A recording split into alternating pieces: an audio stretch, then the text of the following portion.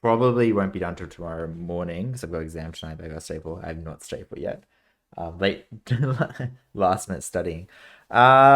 Should be okay. I don't know. Who knows? Otherwise, it looks pretty well structured. But yeah, there's no sample questions anyway. So I'll just upload the sample questions for that. I'll run it by and make sure that's all good. I thought they were done by Monday. Anyway, pretty much we had a discussion about this. So I talked to you guys last time about like what could be in the exam, and I was like, what we should do is we should just remove all the like yucky stuff. So we removed multiple choice, and we removed one of the programming questions. Well, one to two of the programming questions technically, but probably one. Um, so that does make it seem shorter, and it should be shorter. But like already, the previous exam was a bit too long. So by it being shorter, probably doesn't like mean that much, right? What's more important is the fact that like there's less. So it's probably it's not like an exam that's gone from like 3 hours to 2 hours. It's probably an exam that's gone from like 4 hours to an exam that's gone to about three, right? So in time, I would still study around the probing questions and still study so that you can do them quickly, right? Because there will be a couple more short answer questions and things like that. So being able to answer those quickly and stuff is important. Yeah. Anyway, now in terms of doing the questions, one of the big things is I believe it's been said how it will run. There's the whole zip thing, the Git bundle. Yeah. Um, there won't actually be a Git bundle. Because if you do a Git bundle, you can't like rebind. I guess you could rebind maybe where the Git bundle points to. I don't really know. I'll figure it out.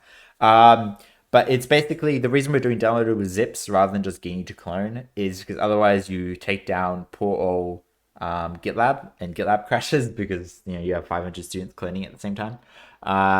Or the same thing kind of thing with pushing. So here's my recommendation on doing the exam. I would like probably have a look at the entire exam overall. Get some like quick short answers out, but like realize that the short answers can kind of be filled in a bit closer towards the end too. And if you do the design kind of first, then you'll actually like it's worth more marks for one, and for two, you won't run into like the submission issues, right? So like I don't think there will be submission issues, but like part of that is hoping that like half of the people do programming first, half the people do short answer first, and try to like distribute it. It should be better because it will just be pushing to GitLab rather than WebCMS and all that stuff. But we will see. We will see. Anything else about submission here? Let's see. There'll be no submit command. Yay, awesome. They actually did that in the end. So yes, there's no submission command. It's pretty much just push to the repo and you'll be done. Make sure your pushes go through. Like actually check on GitLab itself. Like don't just go, oh, it said it pushed, right? Because so maybe it crashed or something like that, and you don't want to be in that situation. So just double check. I don't expect us to have submission problems with it. Last year we had a couple because of WebCMS, but WebCMS won't be part of the exam. So if GitLab can sustain like a ton of people pushing at it at once, it should be fine. And typically it can. Like it may have like slow down and maybe quite slow for like 5 to 10 minutes just before submission. So I kind of recommend you submit throughout so that you don't kind of get into that situation. But like it's okay. It won't be like before where it was like, or in other exams too, where it's like 30, 40 minutes. Like I think 1531 is pretty much down as soon as the exam starts from 22 people. And that's where you have to go clone your repos early and all that kind of stuff, which kind of lends into other issues. So hopefully we shouldn't be that in that kind of situation. I don't really know. We will see. See how it works. Worst comes to worst, we have like backup Git servers and stuff that we can redirect it to and so on. So we should be fine. But I don't think it will be a massive problem. Yeah, so try not to stress about like a lot of the stuff, like all the submission and so on. Just try to like sit down, focus on doing the exam and submit as you go. Just like keep pushing. Because it will if everyone kind of submits as they go over the thing, then what will happen is it means we won't have like 500 people pushing all the changes at the very end, and you'll have like people intersperse the pushing because people finish at different paces. Um, Anyway, that's basically it. There's no UML diagrams, anything like that. Just basically what I said last time. There's pretty much no other changes to what we're talking about. Now, in terms of the questions, there's two questions that we kind of looked at last time. One of the questions was one that was like, you're given a solution and you have to write stub code, but no actual real code. We removed that because pretty much it never is useful. Like I was trying to before about like, and people raising concerns about like how it looks like a lot of reading, and that you can do it as you're typing, and it's fine. But like it's pretty much just writing a UML. Like that's all it really is. So I've always kind of hated it, but it's good. It's gone. I'm happy it's gone. So pretty much you just kind of get two hard questions. The refactor one shouldn't be too bad. It'll just be basically just refactor a bunch of code and you'll be fine. And then the other one will be pretty much build a system from scratch. Now we say from scratch, but there's a pretty good chance you'll be given a solution from like a lab. So what you'll be doing is you'll be given a solution from a lab and you'll be asked to change it to be something else. So it's not really refactoring. It's like, hey, here's like a baseline for you to build on top of. Or you'll be given reference to a solution to a lab and say, okay, here's like a reference for you to like kind of remember what went on in this lab. But then we're going to kind of be looking at the same kind of problem or the same kind of context, same kind of problem domain, but under a different scope of like kind of a different look. Now, in terms of like labs, so that may sound a bit scary because you're like, oh, now I need to do all the labs. And the answer is yes. But in terms of labs that may be like it, Lab 8 would be a good one to study. Lab 7, if it's the one I think it is. Yeah, Lab 7 would be a good one to study. Not Lab 5. Lab 10, definitely for the generics kind of questions. We like putting a lot of generic stuff in there. So definitely you should be good at iterators, definitely good at generics. So like Lab 10, Lab 8, Lab 7 is probably what I would like massively focus on. And then I'd focus on things like a Lab 3 and stuff for refactoring, right? Because Lab 3 I think had the refactoring exercise, or one of them did. I think it was maybe Lab 2 that had refactoring.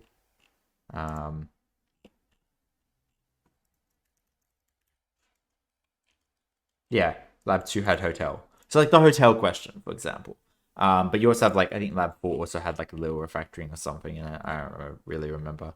Yeah, this one also had refactoring. So like Lab 4, Lab 2, that kind of vibe, that's kind of what I would focus on. So as long as you've done the labs, it should be good. If you haven't done labs, do them. You can send me an email and I'll review them. Now, like the thing about like obviously you got the I was gonna call them the hindsights, the reviews where we talk about the code. I remember the term for it. It's like a special term they give it. Why can't I not remember that term? Anyway, I'm just gonna look at it because it's annoying me. Nope. Okay, that's fine. It's not here. Anyway, I also have to upload my recordings. Yeah, sorry. That's it. Retros. So I'll upload my recordings today. Anyway, so yeah, so we need to do retros for I think Lab 5, Lab 7, Lab 8. I'll do 5 and 8 probably over the next 2-3 days. It's one of those fun things where it's like you have plans for things, you have scheduled time, and then like the whole project, situation like took away my entire like weekend and Friday. So I had to like delete everything. Anyway, hopefully that's all resolved now. And I won't be looking at it for milestone 3, but I'm hoping like the changes I made in milestone 2 means that for milestone 3 it'll be fine.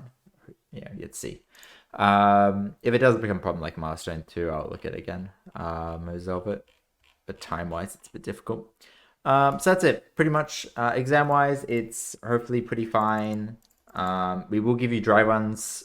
Depends whose question you get. So I will probably be writing this first question. And Nick will probably be writing this question. I typically give full unit tests in exams because I think writing tests in exams isn't a useful skill. Because like it's basically how fast can you like think of like edge cases, which is like something that's like not really a good skill to like be fast at. Like if you go fast, you'll just miss things.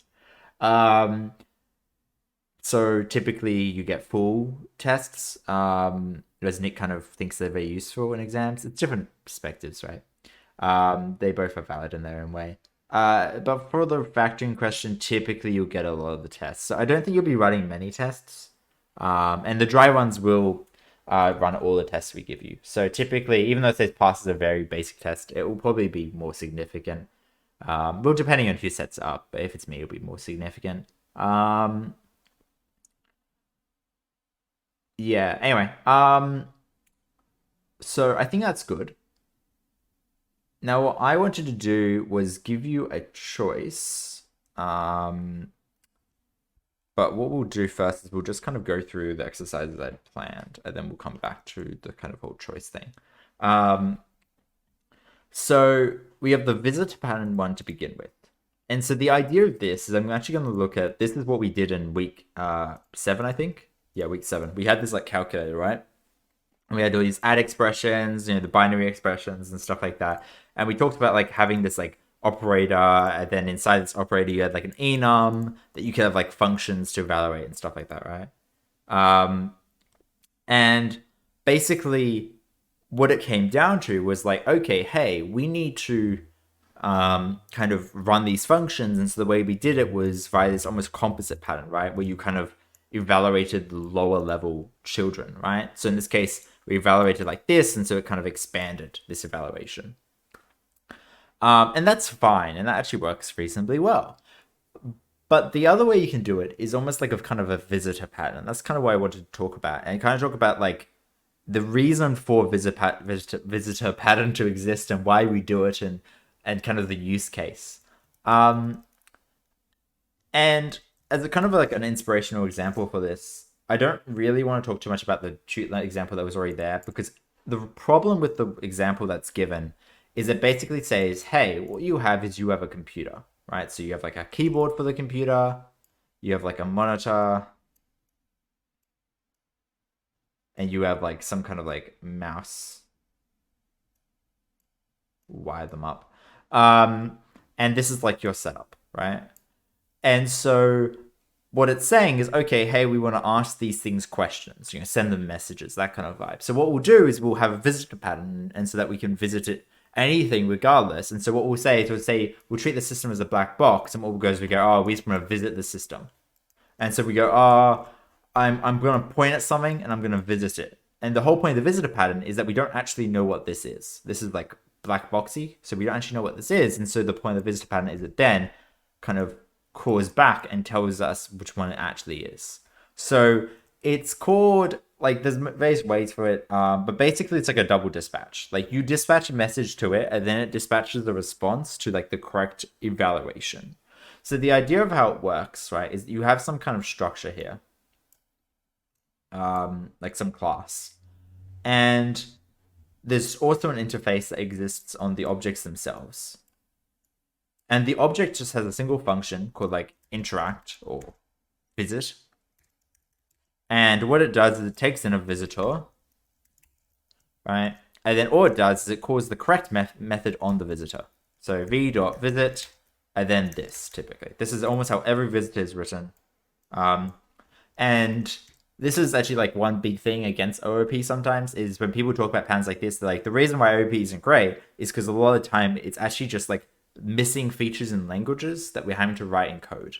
And like that's very true for things like observers. Like, how much good goddamn code you have to write for observer patterns in Java? Like, there's no reason why that couldn't be abstracted into like a language feature, like in C#, for example, where it is actually a language feature. And so a lot of the time it's kind of this mix. Now, it's not always true. Things like composite patterns aren't really something you can do. And there's many other examples, but this is like an example where it's kind of pretty much, in most cases like this, the visitor pattern's kind of really just because the language doesn't have good support for, I think it's called dynamic dispatch or double dispatch. It's however the Julia language defines dispatch. That's the only way I remember it. Multiple dispatch. I'm pretty sure it's multiple dispatch, but I may be wrong. I've looked into the theory of that stuff for many years now. And the idea of how it works is that you do a visit function here, then this function is overloaded. So the key concept is it's overloaded, not overridden or anything like that. And so inside this function, you would have a visit, or visited, I guess. It doesn't really matter. And you'll be given an argument. And so, for example, you could be given a keyboard, right? Or you could be given a monitor, or you could be given a mouse, right? And the point here is that this overloading is going to choose the right option.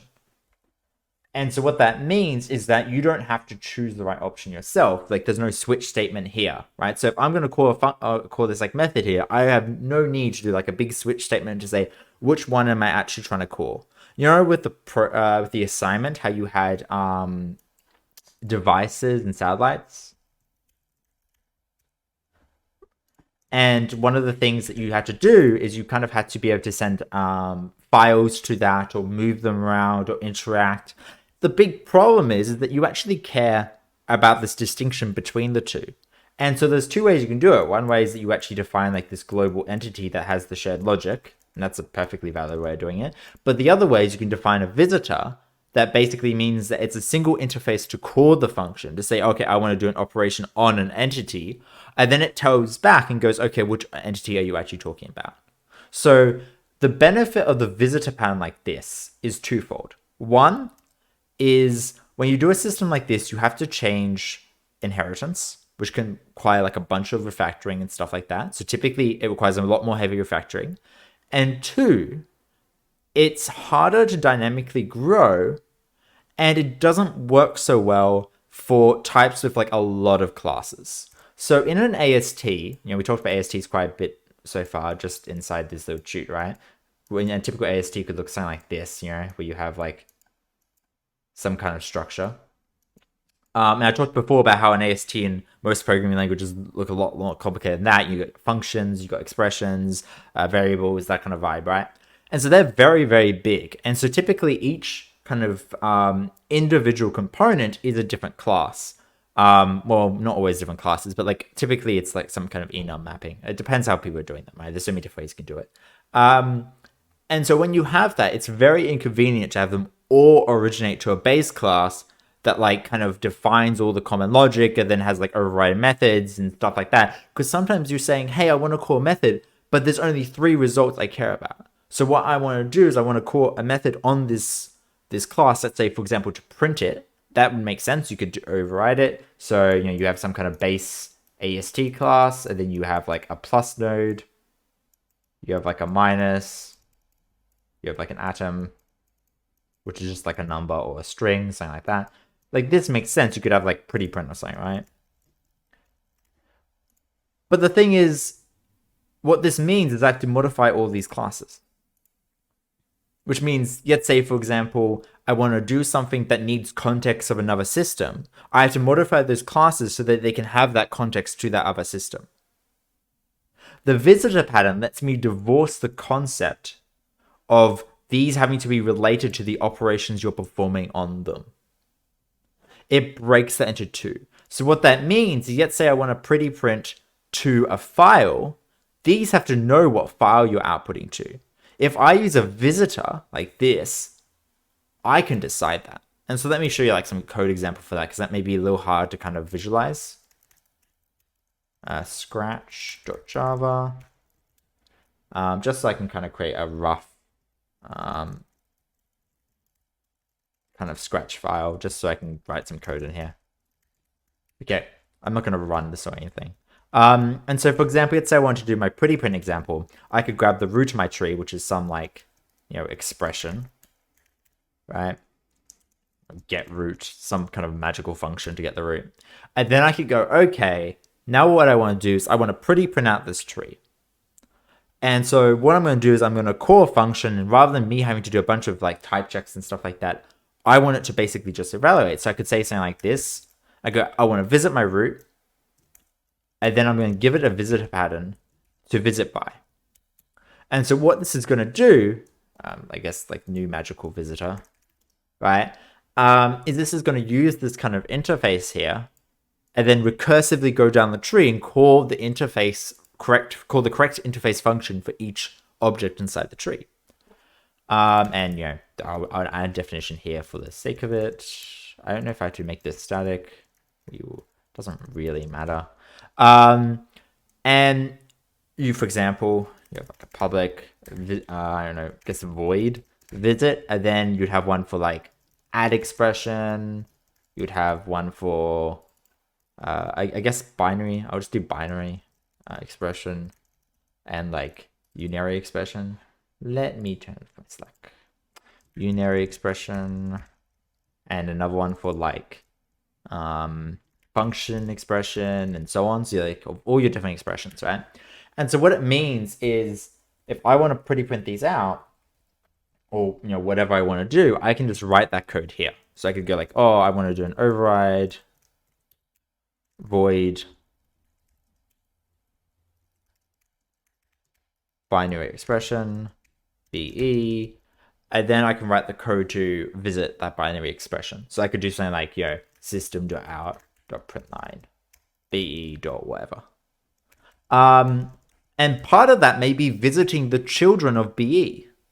So it may be like be dot left dot visit this, right? And so there's two ways you can do it. The first way is like it automatically will recursively do this for you. And the second way is that you just do that within the visitor, right? Either or, it doesn't really matter. But the key thing about visitor pattern that this kind of example from the Tute is missing is the recursion, right? When you're looking at a system like this, there isn't any really recursion here, so there really isn't a benefit over a switch case. The recursion makes it very useful because otherwise you kind of have this really complicated recursive switch function and it kind of just gets longer and longer and longer and it's harder to kind of abstract out so easily. Whereas something like this, it's just like, a bunch of functions after each other. And you can use default functions too to provide a default implementation that, guess what, does nothing. Or maybe that default implementation calls the visitor pattern on the children.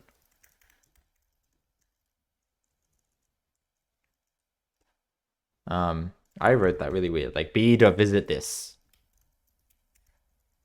And b.write.visit this, right? An example would be under that binary expression, you would have like a visitor function here, like visit.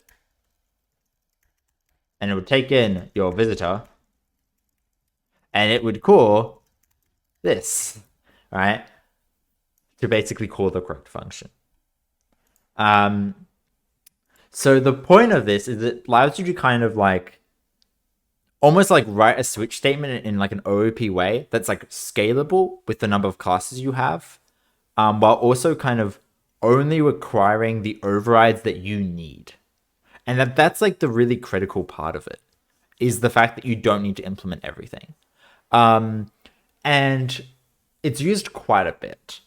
So one example where it could be used would be like where you want to like find something in a tree. Typically, this kind of idea of like finding nodes in a tree isn't really an issue because they use denormalized kind of ASTs, which basically means that you kind of have like an implied structure rather than a real structure. So as I said before with the parsing, right, you kind of had this like precedence order. So you had like, multiplication first, then you had like, what was it? Well, it would be addition first. Anyway, addition / subtraction first. And then you would have your multiplication / your division. And then you would have like things like your power operator and stuff like that. And the point is that you have this like precedence. And so what would happen in your tree is you would have like a plus operator. And then to the left of it, you would have like, okay, now I want to evaluate the next one. So that would technically be like a times operator. So whatever it is, depending on like the left or right precedence would depend upon whether or not the left one is times or the right one is times. Anyway, it doesn't really matter. And then this one would be a times operator, then like, exponent operator, and then you would eventually have your number 2. And even if you just wanted 2, you kind of would still have these in the tree, which is kind of really clunky and really not very nice. But that's actually quite common for like a lot of people's kind of first languages, is they'll kind of keep that structure. And so in cases like that, it's useful to use visitor patterns so you can like kind of visit down the tree without having to like manually write these really complicated loops. But typically we use denormalized form, which means that we're basically going to kind of, I don't know if it's actually called anything fancy like denormalized, that's just what I call it. We'll just like basically remove the stuff in the middle. It's got like no explicit structure is basically the kind of meaning behind it. And so the point of visitor here is basically just to accomplish that. Like that's literally it. Um, and so the benefit of it is that you can kind of construct these like really complicated systems and so on. Probably like the best example would be like, hey, I have like a game or something like that, and in my game I have like a bunch of like entities, right? And what I want to do is I want to go to each of these entities and I want to do an action depending upon the entity type. So maybe if it's a zombie spawner, what I want to do is I want to check like the tick function, for example. Or if it's like I want to handle tick logic. Or if it's like I don't know, a bomb, I want to make the bomb explode. Do these kind of various actions. Like, you know what? Here's like a better example of that. Let's say we're having a bomb exploding, right? And this bomb is exploding in some kind of area, right? Like this. You kind of have like a bomb here, kind of like a fuse, and then some kind of ignition. And as this bomb explodes, it's going to kind of cause some kind of explosion radius. Let's say it's like 1 or something. And it's going to kind of go out and kind of cause some damage around the surrounding tiles. And so what we want to do is we want to visit those tiles and make them blow up. But the difference is, what if that's another bomb that we also want to blow up? Like, what if we want chain effects? Or what if we want to do something else with it? Like, for example, maybe it's the player has like bomb resistant armor. And so the two ways you can kind of approach this problem is, the first way is you can kind of like make it embedded into your game. So you can be like, okay, what we're going to do is we're going to have a special function that every entity can override called like explode, and it will allow you to customize the exploding behavior, right? Otherwise, if you don't implement it, the entity just gets destroyed. Like, that's fine. But the problem with that is that suddenly you have 100 entities and then you need this explode function, right? And it becomes a lot harder to kind of implement this function to a degree because you have a lot of entities that may need different behavior implemented, especially if like 80 of them need kind of unique behavior.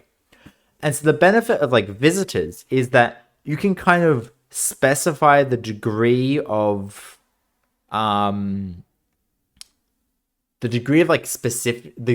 like how far down you want to go in the inheritance chart almost.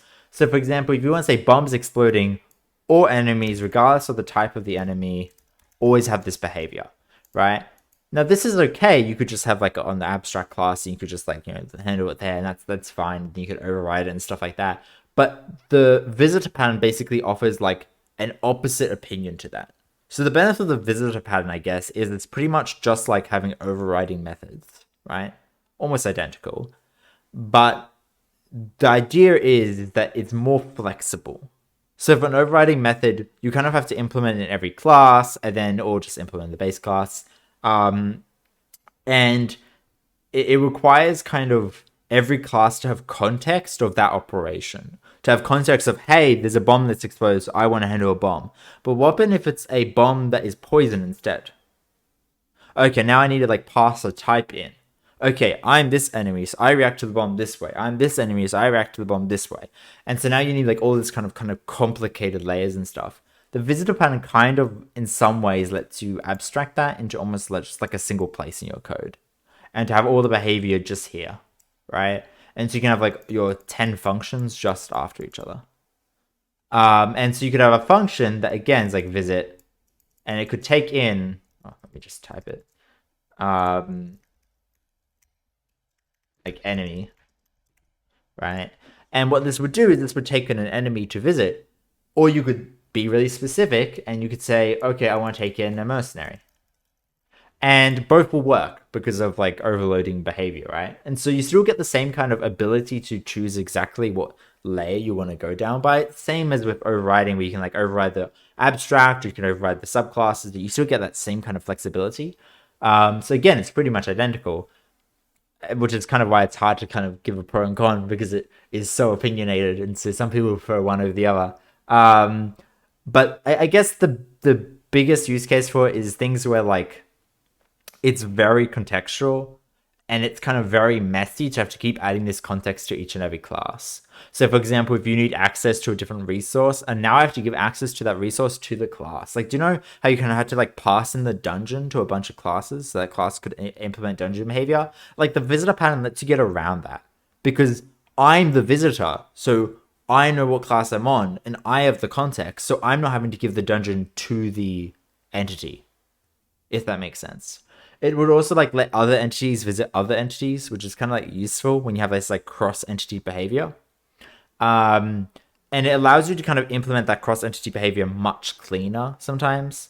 So it really is just like a toss up between the two. Sometimes it makes it better, sometimes it makes it worse, but like it's kind of hard to give an explicit pro con. Hopefully that made sense. Now I'm gonna jump into the Kahoot. Realizing the Kahoot will take a lot of time. In terms of builder pattern, I don't know. It's like the easiest pattern. And the gist of it, like it's in Tutes and stuff like that, is that hey, I want to apply like a bunch of operations to like create an object. So the example I quite like is like when you're building a graph. So like I'm trying to build some kind of graph, and this graph has a series of like edges and nodes. For example, I don't know, like this. And the problem is that sometimes I'm going to create edges and stuff, but those nodes may not exist yet. And that is like normally like a bad operation on a graph. Another example would be like when you're storing your graph in adjacency matrix form. And if you're storing it in adjacency matrix form, you kind of need to know exactly how many you have before you create it in some ways. Otherwise, like you're going to cause like a lot more reallocations and stuff like that. And also like maybe the order is required for how you're building it. It depends, you know. You may not have like integers easily to map things. And so what you may want to do is you may want to like kind of specify, or here's all the vertices, and you're kind of creating the vertices and edges as you go. And then only when you press the last action, you go, okay, now actually create the graph. It grabs those array lists of all the vertices and all the edges and then creates the graph from that. Because maybe it's like really expensive to create it prior. It depends. It could be actually, right? For adjacency lists are quite big, right? So if you're having a lot of reallocations, that could actually make a really big difference. Because the difference is basically if you're just storing edges, right? It's pretty cheap information. Pretty much just 3 integers. Whereas if you're storing adjacency matrices, you're storing like 2D arrays that are going to contain every bit of information, right? So you're going to contain like a lot of zeros in that. And so if you're constantly resizing it because you're like inserting a million nodes and vertices, maybe that makes big enough a difference that like the builder pattern works. But typically builder patterns are good for that. They're also just good for like when you want to like apply a series of operations. And you've done builder patterns before, like link, so Java streams, that kind of stuff is pretty much just builder pattern. Where you kind of have, it's not really builder pattern, there's like a better term for it, but builder pattern already is not really like a unique thing. It's just like a term for like basically where the function just returns itself. That's really what builder pattern is like any builder function is just like do operation on self, right? I guess A, and then return this. That's pretty much all of them, is this kind of pattern. Like whether or not it's like setting a variable, whether or not it's like calling a function, it's the same thing. And so that's pretty much how like dot map works, dot select works, all that kind of stuff, right? Where you're kind of chaining. It really is just fundamentally, it's just chaining. And chaining is pretty much just fundamentally kind of like languages like functional kind of style is all about this kind of idea of like function composition, right? So like what most other languages just do as like a dot operator, right? For memory, like A dot B, we have to write a slightly more complicated system. It's just the math term for composition. I don't remember. Anyway, you have to like write a bunch of extra functions for it. Again, it's the whole idea of this kind of like syntax versus features in the language. So at the end of the day, builder pattern's one of the easier ones. I don't really expect it to be in the exam, so I don't really think you have to worry too much about it. But there's like so many materials out there, and it's definitely the easiest one to learn. So I think for the sake of time, we'll just skip it. You can see a bunch of examples here, right? Like build this, what they have is they pretty much just have like a. The heck is this? I don't like this example. This one's a bit better. You have like a house, and what you want to do is you want to create a house based on different rules. Like, for example, here you get like all the windows you have, or the doors, or the rooms, or the have garage, and see there's like big constructor. So rather than having this like big constructor, the idea is you break it down into like a series of like individual things. So you go, oh, I want to build these walls, then I want to build this door, then I want to build these windows, and this roof, and this garage, and then give me a result. So pretty much like, I guess in some ways they're cheap, that's not really it. And so you kind of have this like this structure here. You see these like concrete builders and there's all these like abstract classes. You really don't need to go that crazy. Like this is sometimes this site's a bit over the top. It has like a very over-engineered solution sometimes. You can just have like a very simple function that just basically returns itself. That's pretty much what you need. Sweet. Let's jump into the Kahoot. And then we will do a bit of revision, I guess, if we get time. Now, there's 33 questions. Theoretically, it should be fine. We will see. Can I just play as guest, or do I have to log in? That's fine. Okay, here we go. Get head-to-head. Show questions and answers on the thing. It doesn't really matter. Let's go. So there's your game pin once it decides to load. I will write it down.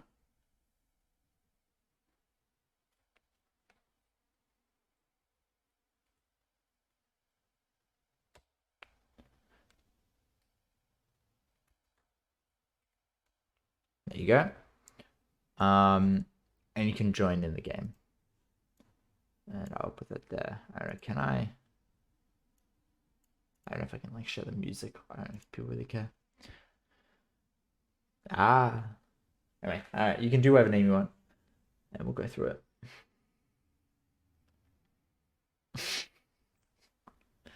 Post project is the distress.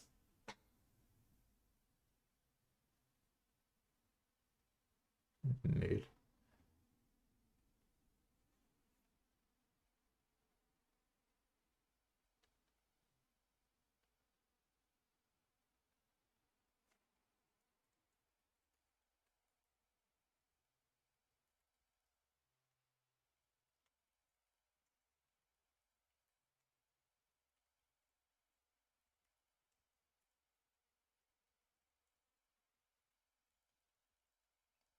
Now 15. How many are here?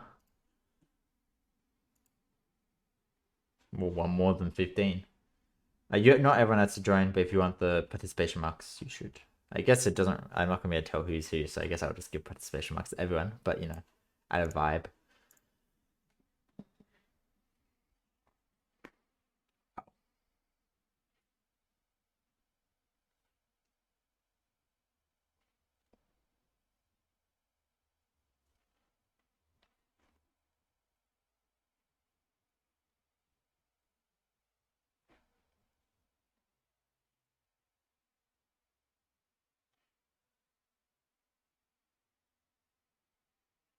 Okay, I'm gonna press the start. But I think you can still join because I haven't locked it. Yeah. So if you still want to join, you still should be able to join after this.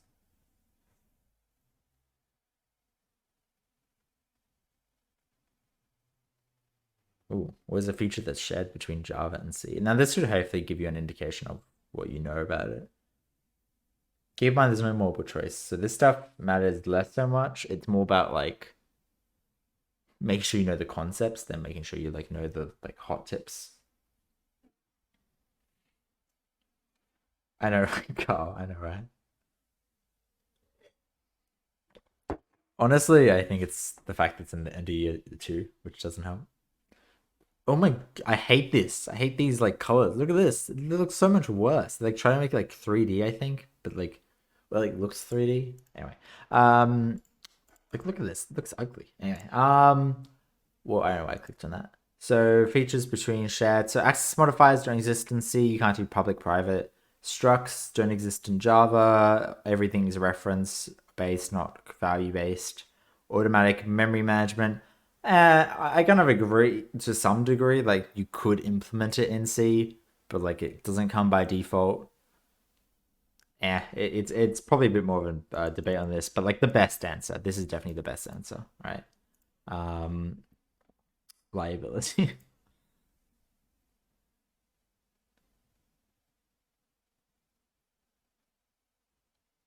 Yeah, hopefully everyone knows this one. Um, hopefully.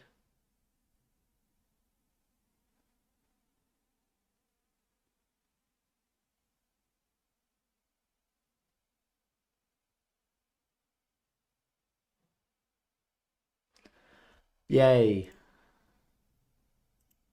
I will go slightly quick through it because time wise.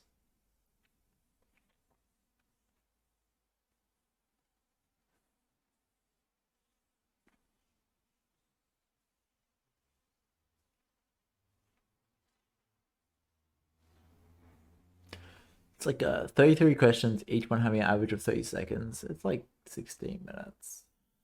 Yeah, should be fine.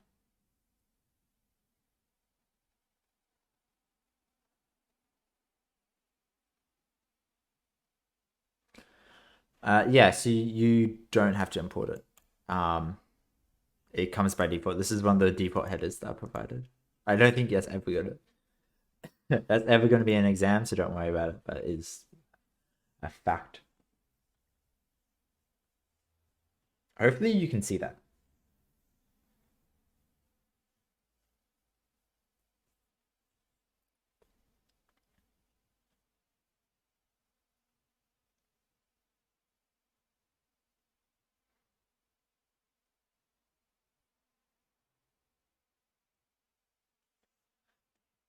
Why did they give 40 seconds for this? I'll skip it if it gets to 25 because I don't want to wait like. Okay. Yeah, so the answer was new instance. Um,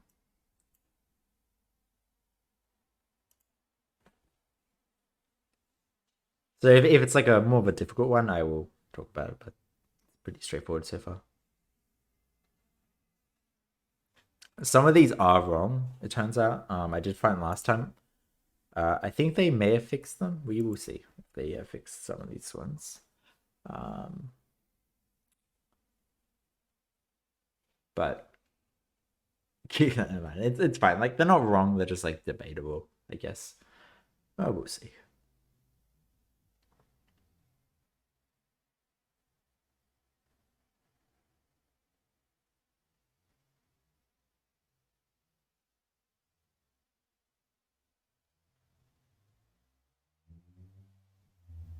Oh yeah, it's not true. The double negative here also got me. I was like, this isn't true. Or like it is true, but like I don't know, I hate double negatives. Anyway, yes, you require an instance of the class to be invoked.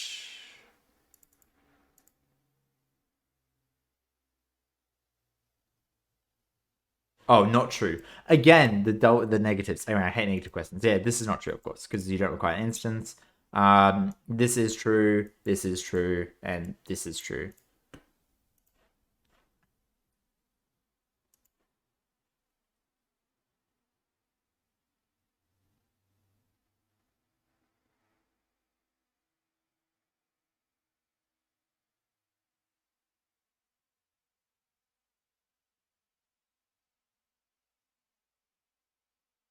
Vibes. Subclass enhancement. Yeah, that's fine. So, yeah, they inherit they. I don't like the idea of inheriting fields. So this is one of the questions that I would say is wrong. A subclass does not inherit fields. It inherits only methods, and it definitely doesn't inherit constructors. So this is why it's false, right? Because it inherits only methods. You know how you have to call like super on the constructor? You're not inheriting that constructor because you have to call the super method. And fields, right? You can't access those fields in the subclass unless they're like public or protected, right? Um,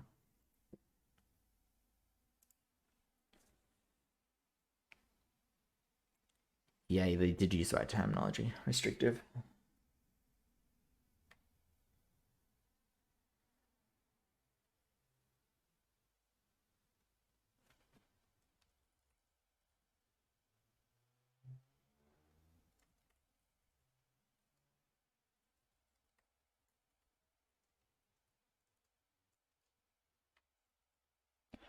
So people got confused around default and protected.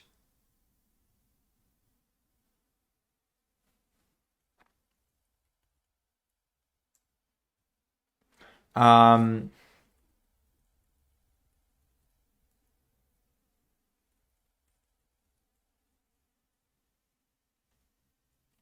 so the difference is that default is actually more restrictive than protected is.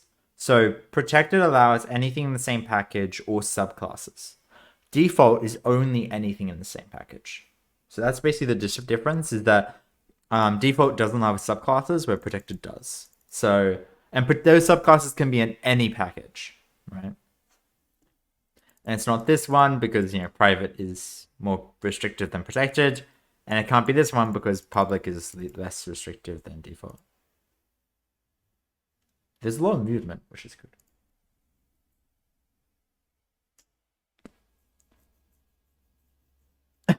there was no, it didn't pop up for a second. I was like, yeah, okay, sure.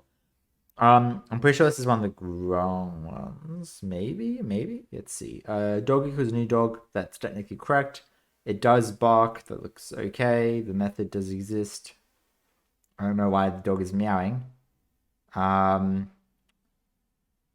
we will see if this works. So the big thing is, the question looks like it's right, and they haven't made the mistake they made last time. I think, or it was fixed up by someone. Last time this dot bark method was a different function name, I think. I think it was like dot like meow or something. So one of them was like different than the other one. But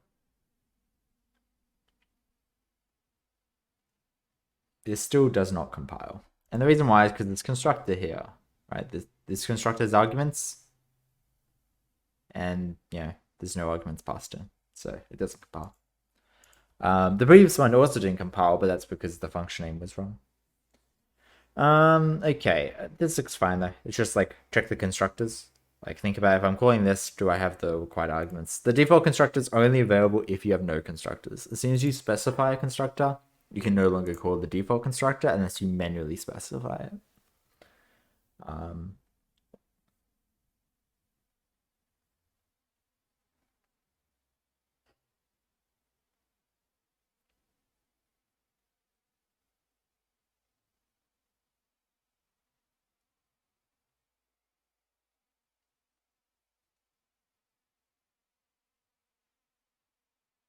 Technically, it can also return true. But, well, yeah, technically. Because of how Java has restrictions around memorization, this assignment is just like, it's undefined about whether or not it's true or false. It's like, if it turns out that it's also going to memorize the result of this new string, then it will be equal. But in most cases, it won't because you are asking for a new object. So technically, it will be a new object. But I'm pretty sure Java can still decide, no, I'm not going to create a new object. I don't know. But yeah, false is the correct answer here. It's more correct than true. It's more likely to be wrong or false, rather. No, all fields are the same. The two objects are of the same type and all of the above.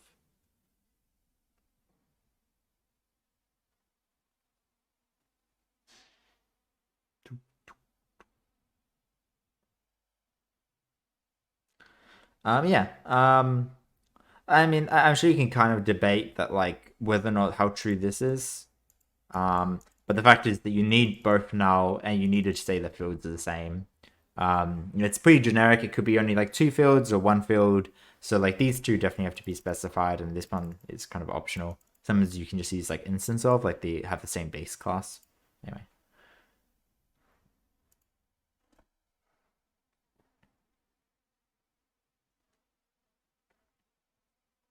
Oh well, everyone knows this one. Holy cow.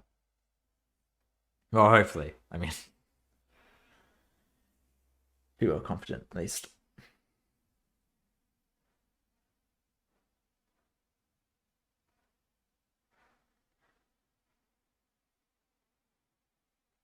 Yep, it is false because you want low coupling and high cohesion. because you don't want objects to have a low relation to each other, so you want low coupling, but you want high cohesion, so they kind of work really well together. I will skip this one at 25, I think. So try to, I don't know, just for sake of time.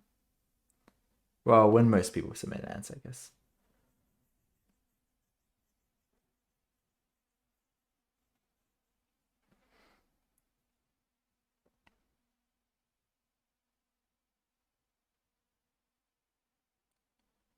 So basically, this is asking about whether or not you're going to call the super default constructor by default.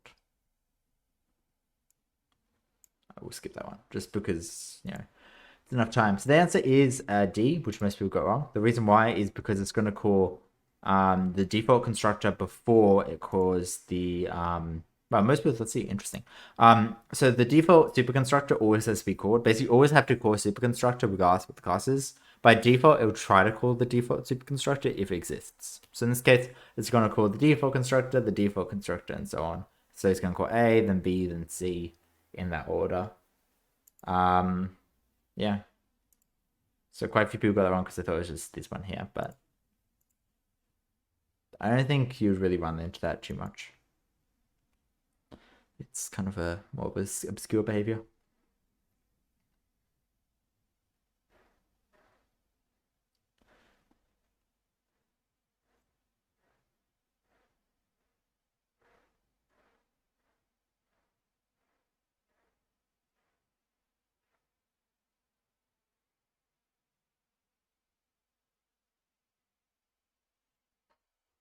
Yep, it's 16. Or it's C. Refactoring.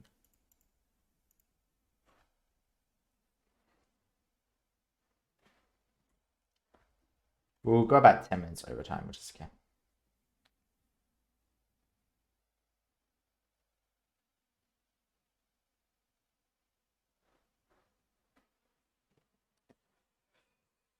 Method overreacting. I also method overreact. Yes, it's overloading because you are changing the type signatures, but you aren't changing anything else. Like the names are staying the same, and they're not in subclasses or anything like that. Overriding is for subclasses. I feel like long Cahoots about halfway through. I'm like, yes, my brain is now like turned off. Yeah, abstract classes can have non-abstract methods. True or false?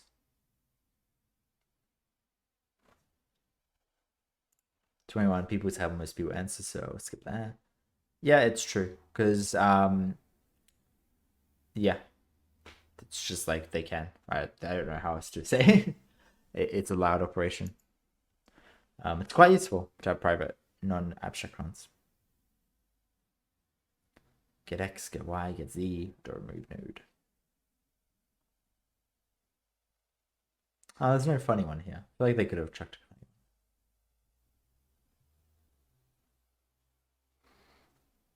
The top two are T-Pain. Who knows? Who knows he would? Who knows? Who knows he was a goddamn OP software engineer? Yeah, it's just Lord Demeter. Livscovs is about subclasses. Open close principle is about like open for extension, close for modification. Single responsibility is like, I guess you could probably count this as a little bit of single responsibility, but it's Lord Demeter, right? Just talk to your friends. As in like that's literally the definition. Breaks the functionality in class B.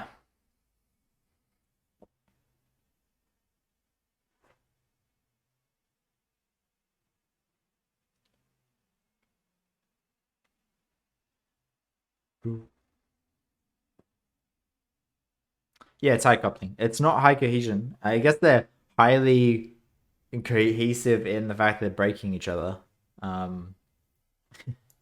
But nah. T-Pain. I feel like if this wasn't intentional, I almost blocked one of you. If that wasn't intentional, then it's pretty nice. But what does it specify?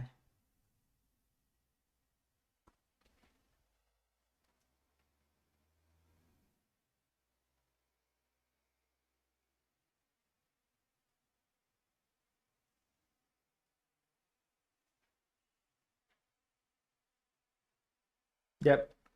You must substitute the subtypes for their base types. This can't be true, right? So if you have like a, I don't know, an engine's not necessarily substitutable for like a nuclear engine, but nuclear engine should be substitutable for an engine. Kind of like how you can say like, I don't know, uh, I was gonna say like how you can say like a human is an ape, but you can't say ape is a human, but that's not really correct. But yeah, there's that kind of vibe, right? Where it's like true one way, but not the other way.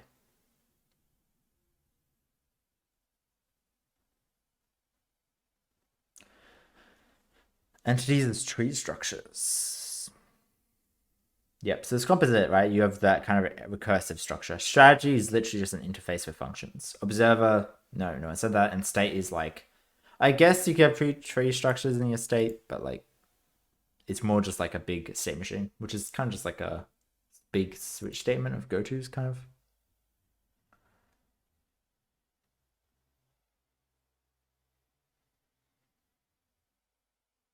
This one always trips people up. Make sure you don't just like look for keywords and just go, oh, I saw a keyword. Okay, I'm just going to use this one. Sometimes like, it's very common for us to just chuck random keywords like, yeah, or like state in this example. Yeah, so 5 people fell for it. Just because it says state does not mean it's a state pattern, right? Like read what it says and says, okay, we're notifying. The notification here is the observer pattern.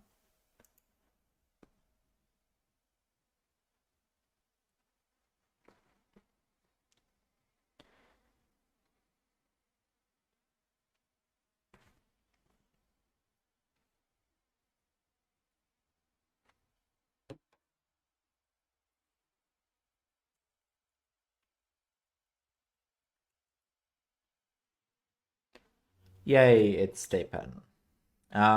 Strategy, I mean, I guess you could stretch my arm and say strategy. Visitor, not really, because like visitor doesn't handle the thing about visitor is that it's like stateless. The whole point of visitor is that you don't have any context about like the current state of the system.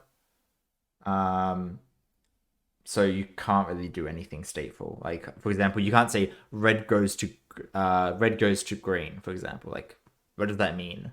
Observer, I guess to some degree, but like still you need to like manage like the state transitions. I wouldn't necessarily say state is correct here. I would say no design pattern. It's just like a simple like you know case. It's like a try. It's like if you just had two options, red and green, you wouldn't use a state pattern for that. So having three options isn't really that more complicated. But the harder part of it that actually makes it useful for state machines is when you have like sidewalks and you have like multiple traffic lights in conjunction. And like this traffic light has to go, and then this one has to go, then this one has to go, and then like but this one can only go if it's in this state, and this one can only go if it's in that state, and like that kind of complicated behavior about how they're going to work. Oh, someone pressed the button. Okay, once that triggers, then we need to go into this state. You know, that kind of like constant shift is basically what makes state pattern useful. Observer pattern maybe for kind of talking about things like I pressed a button, but like it's not the traffic lights kind of themselves. Oh, it's a multi-select.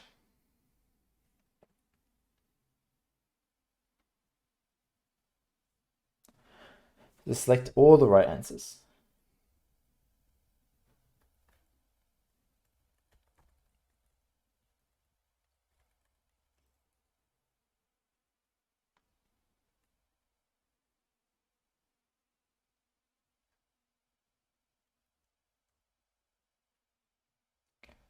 And what did we get? So the right answer was C and D. Character movement. Yeah, this is not really like a strategy, I guess. Like, I guess to like maybe some degree, but it's much more like an observer. Like the strategy isn't like, oh, which subscription are you subscribed to? I mean, I guess like the thing about anything is you can kind of always can stretch the truth a bit of some of these. This is definitely not really a strategy pan. This is probably visitor. You could probably do like a composite kind of, I guess, but visitor is more like it. Like, do you know with the file directory system where we had like a bunch of files and like folders and stuff, and how we had to like recursively iterate through them to calculate the file size? You could also use a visitor pan to do the same thing. Um, but again, there's not too much difference.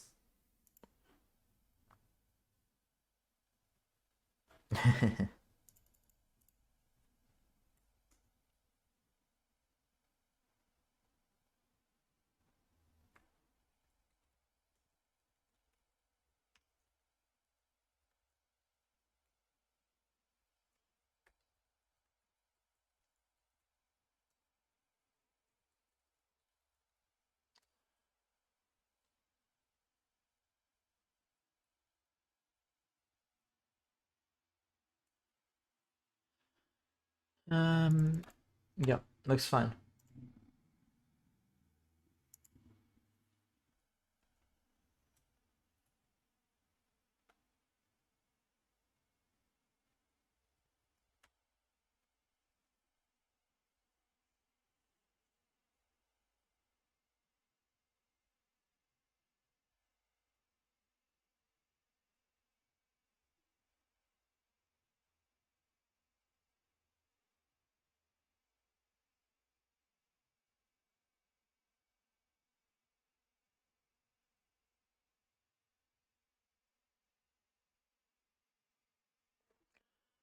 Yep. Awesome. So design by contract results in more complex code. It does because you can't. Well, wait, why would you say more complex code? That doesn't seem right. Oh, yeah, false. Okay, I just can't.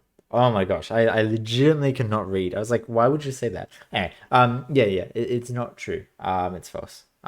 Because design by contract has like less conditions and it's like typically simpler. It's like I'm presuming all these things are correct. I wouldn't say defensive is more complicated though. It's just more tedious. There's more like parts to it.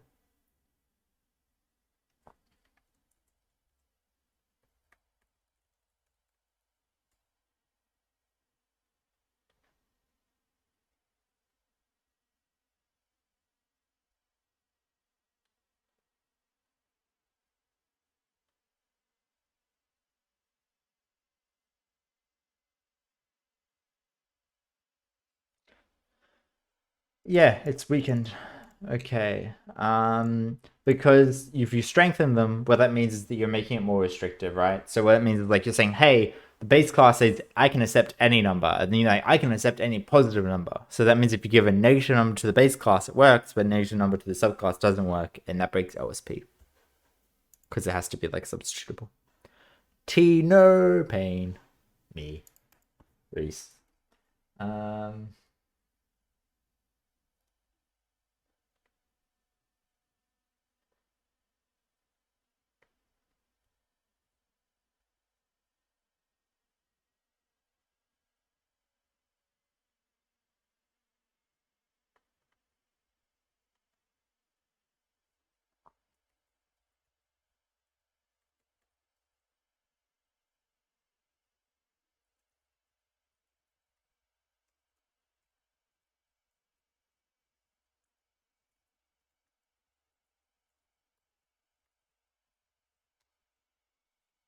Yep. Strengthens is the opposite. So if you say I can return any, if you say I can return any number whatsoever from this function, and then the subclass goes I can return any positive number, that's fine because any positive number is also any number. So you gotta think about like, I guess it's like a funnel. So you have your function here. If you have like a funnel to go into the function, and then a funnel to go out, right?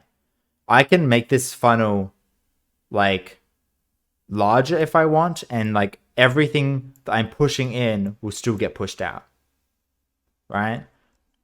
This stuff just won't be used. But if I make it smaller, if I insert like a smaller funnel inside of it, like for example, something like this, then if I insert anything along these parts here, it can't enter the function. So it's not valid input anymore. Whereas on the output side, I can't send extra outputs. If I send outputs this way, the function isn't expecting it. It's only expecting stuff from here. So I can make it smaller, which just means I return like less things. But that's fine because it was meant to support any number, so it should be able to support any positive number, right? But if I suddenly return a negative number over here, it's not going to be expecting that. I don't know. It's kind of a weird way of explaining it, but sure. Bye bye me.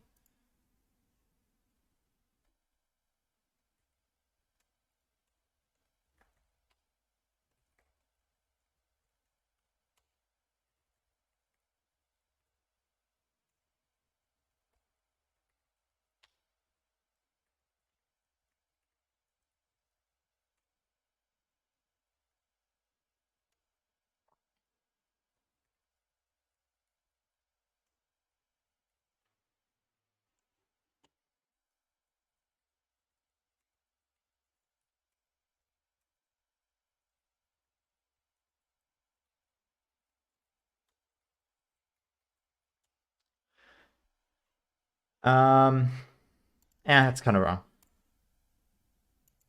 Honestly, none of these are all. I don't even know what errors mean. What is errors like? Which of these is not an exception? Apparently, errors is an exception, whatever that means. Runtime, yes. Checked, yes. Compile problems, yes. Like compilation exception is actually an exception that you can get. This is one of the wrong ones. I really don't know like what I would say about errors though. Like, is that logic errors? Goodbye, race. The joys.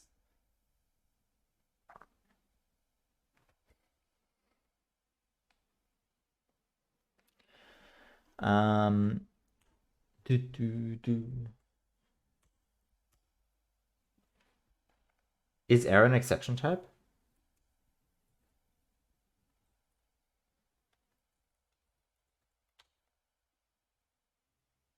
It is. It's a subclass of throwable. Oh, errors like fatal. Yeah. Okay. So errors like fatal. So for example, if you have like an out of memory exception that you don't want anything to catch, you'll do like an error. Or like a serious problem.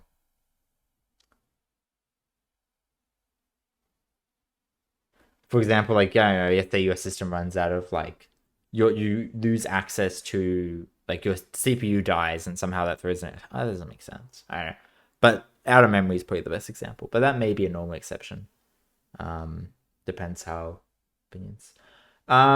If you try to like you can get it probably you saw in the project sometimes. If you had certain files that didn't compile, and then you try like run functions within those files, it would often give you compilation errors, exceptions, rather than normal. Or if you try to run like if you try to compile Java code at runtime through reflection or something like that, or by generating Java bytecode, you could also get compilation exceptions. But it is more correct. Um, yeah, that's well, I guess that's not really generic, but I mean, it could still be generic, I guess, but it's not like a case. I guess they're talking about like the question mark for this one. The question mark is still kind of generic. Like Java generics don't really work that well. Like Java generics aren't really generics. They're just like type erasure based systems. So like it doesn't mean like the types don't exist at runtime. So this idea of this like difference between compile time and runtime doesn't actually really matter. Um, but yeah, these two are the correct ones. I would say this is probably still correct. Um, but it's kind of funky. No one got marked out of the top five. Interesting. Well, it's like you could like start like a Java Java compiler at runtime as a like class, and then compile code through that. It's quite useful sometimes. That's what I did for assignments 1 year. I ran everyone through a compilation at runtime because then you can like it's just easier sometimes rather than like setting up Gradle and everything. Not this year though. I just did Gradle this year. Box insert and box double are subclasses of box number. The reason why they're not is because the goddamn term escapes me. It's contra or covariance. I'm pretty sure it's contravariance. But it's not a term I've used in like 8 months. So it basically means that like um if you I mean I would still probably like basically subtypes work based upon the class, not based upon the generics. That's the simple answer. The more complicated answer comes down to like if they are subtypes of box number, then the problem is it's hard to like differentiate which one's actually correct. Yeah, it's contravariance. Okay. Um, that makes sense. Contra, it's like the opposite. Yeah. Okay. Um, but yeah. So I don't know. Like, there's I'm sure many ways to get that you can really Google, but pretty much the fundamentals of Java is that like, hey, if I'm gonna subclass something, it's based on this type here rather than any generics you supply. With the main reasoning coming from that like these aren't involved in an overriding, so you can't base overriding behavior on these types here. Contravariance comes into play when we're talking about casting between the two, and we're talking about whether or not it's valid. And basically the gist of it is that you could kind of argue that casting from box double to box number is valid, but the problem is that casting from box number down isn't always known. So if I cast from box number down to box double, it's only valid if all the numbers are doubles. So you kind of have this like issue where some of the numbers could not be doubles, and so it's like this kind of array issue where you have like some of the members, like there's different types, right? So it's and cotevariance is more than just that. It's more like, I guess like the definitions are more about like when you're talking about like a function itself more than like this kind of array example, but it's fine. Let's not get into it. Mainly because I don't really remember too much about the specifics of it. It's not really something that pops up. Yay, T-Pain. But the gist is that overriding is based on the class, not the generics.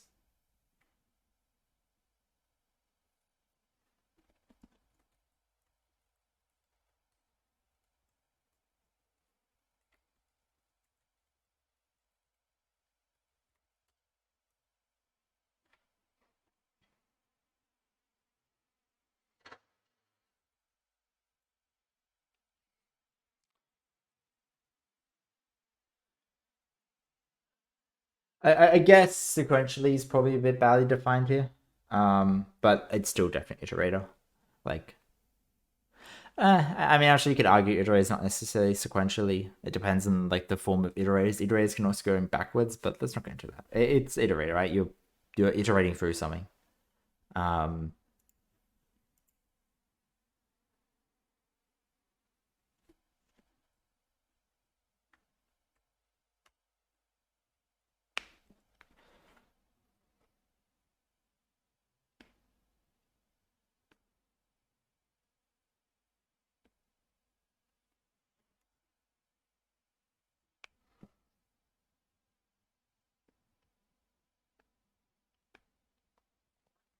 yeah, glad everyone got that, or most people got that. This is pretty correct too. But it's less correct. The reason why decorate is better is that you can kind of like assign and add extra behavior as like kind of like wrapper. Where adapter is not really about adding behavior, it's about adapting behavior from one system to the other. So it's like the same kind of idea. It's just like not correct, exactly correct, right? Again, you're not really gonna have to worry too much about the distinction. But like if you're asked to like, for example, have an ice cream shop and you're asked to add extra flavors to ice cream shop, right? Or like, oh, chocolate and like those extra layers and stuff, you would do decorator. You wouldn't do adapter. You wouldn't be like, I'm trying to adapt the chocolate to be like better for ice cream or something.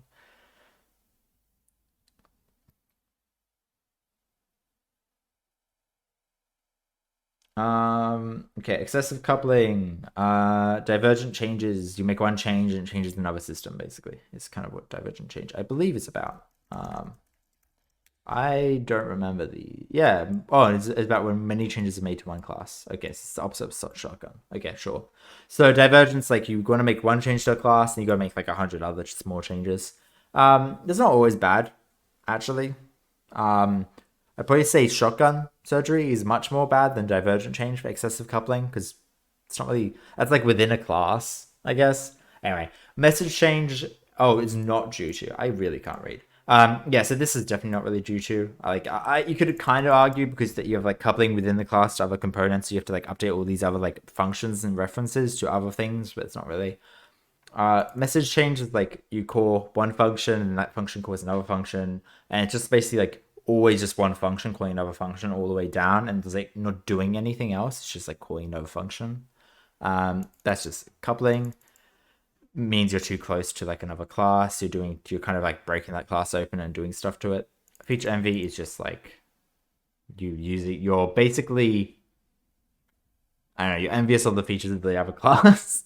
You're just kind of like I guess it's like you're using a lot of the other class too. It's kind of like inappropriate intimacy. Maybe there's like a distinct difference. I don't know. But you can look at the lecture and look at the specifics between it. That stuff is like, I don't know. No one really sits in the industry and goes, "Oh, what design smell is this?" It's just like, yeah, this is bad because like you know too much about the class. T no pain. We lost T pain. Anyway, that was kind of funny. Yeah, so that was good. So good to everyone who did it. amazing job to these top 3. Most people, though they got really good marks, 60% is pretty good. There were 6 difficult questions. So the generics one, a lot of people got that one wrong. Axis modifiers, a lot of people got that one wrong. That's normally always a multiple choice question, but it's no multiple choice question this time, so I don't know if it would be one. T-Pain became what we all feel like after goddamn the final assignment. I say we all, like you all feel like. Yeah, and then divergent change as well. Okay, wonderful. Good job, everyone. We can see the finale again. Anyway, pain no tea. Okay, we'll end this here.